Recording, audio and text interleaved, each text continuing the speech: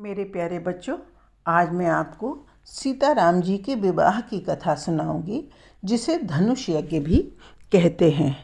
पिछली कथा में हमने आपको बताया था कि महामुनि विश्वामित्र अपने यज्ञ की रक्षा के लिए राजा दशरथ से राम और लक्ष्मण को मांग लाए थे। उसी क्रम में एक बार मुनि विश्वामित्र राम और लक्ष्मण के साथ जनकपुर पहुँचे। जब महाराज जनक ने सुना कि विश्वामित्र जी आए हैं तो उन्होंने विश्वामित्र जी से मिलने की सोची। वे उनके निवास पर पहुँचे। विश्वामित्र और जनक जी बातचीत ही कर रहे थे कि राम और लक्ष्मण विश्वामित्र जी की सेवा के लिए उनके पास आ पहुँचे। तब जनक जी ने विश्वामित्र से पूछा, ये दोनों सुंदर बालक किस राजवंश के हैं? तब विश्वामित्र ने बताया कि ये दोनों राम लक्ष्मण हैं। इन्होंने राक्षसों का वध करके मेरे यज्ञ की रक्षा की है।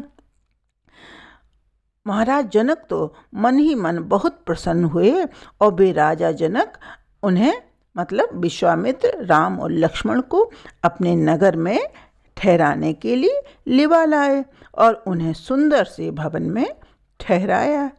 इसी बीच लक्ष्मण जी ने सोचा कि जनकपुरी देखी जाए और गुरु जी की आज्ञा से वे राम जी के साथ जनकपुरी देखने निकले।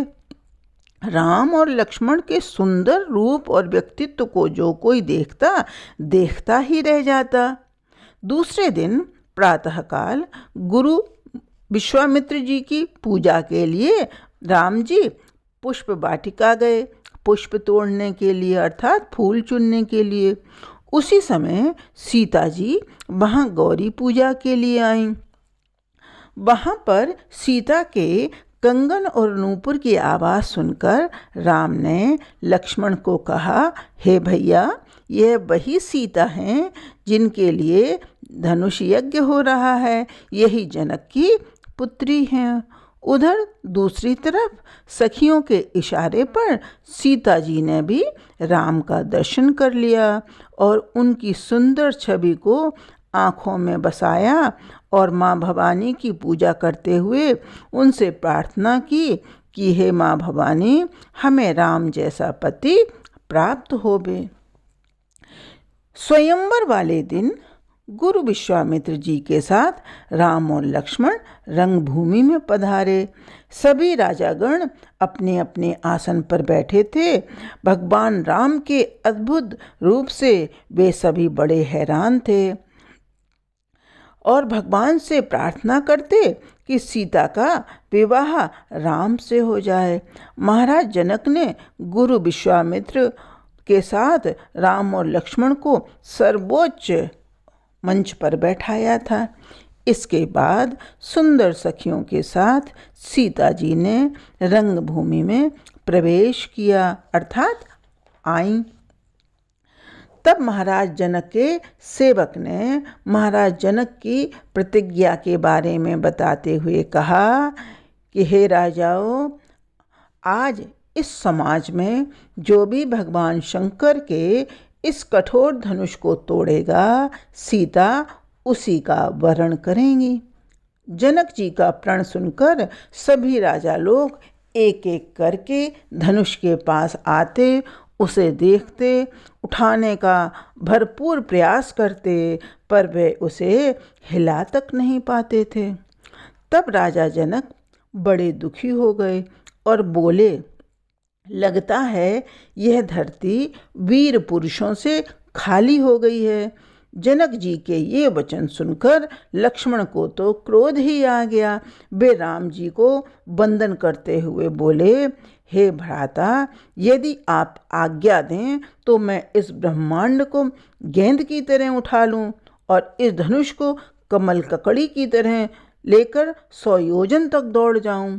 राम जी के इशारे से लक्ष्मण जी को मना किया और राम ने लक्ष्मण जी को धीरे से अपने पास बैठा लिया।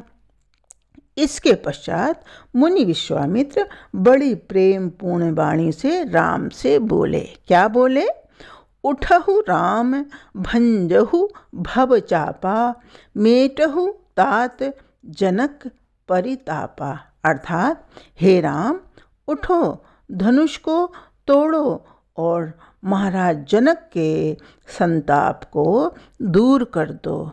तब राम जी ने गुरु जी के चरणों में सिर नवाया और सिंह जैसे स्वाभिमान के साथ उठ खड़े हुए। उधर सीता जी भी मन ही मन प्रार्थना करने लगी कि हे भवानी, इस धनुष के भार को हल्का कर दीजिए। राम जी धनुष के पास आए, वहाँ पर खड़े हुए सभी लोग अवाक और बेचैन हैं कि राम धनुष तोड़ पाते हैं कि नहीं। राम जी ने सीता जी की मानसिक गति को समझ लिया और धनुष को बड़ी फुर्ती से उठा लिया। वह धनुष बिजली की तरह चमका और आकाश में मंडलाकार हो गया। धनुष को पकड़ने, उठाने और चढ़ाने को कोई देख ही नहीं पाया। इतनी फुर्ती से राम ने उस धनुष को बीच से तोड़ डाला। धनुष टूटने की कठोर ध्वनि से सब लोक भर गए। यह देखकर सभी लोग अति प्रसन्न हुए। ब्रह्मा आदि देवताओं ने आकाश से पुष्पों की वर्षा की। तत्पश्चात सीता जी अपनी सखियों के साथ मंगलमय गीतों के बीच राम जी के गले में वरमाला डाल देती हैं। इसके पश्चात वैदिक रीत से राम जी का विवाह सीता के साथ संपन्न होता है।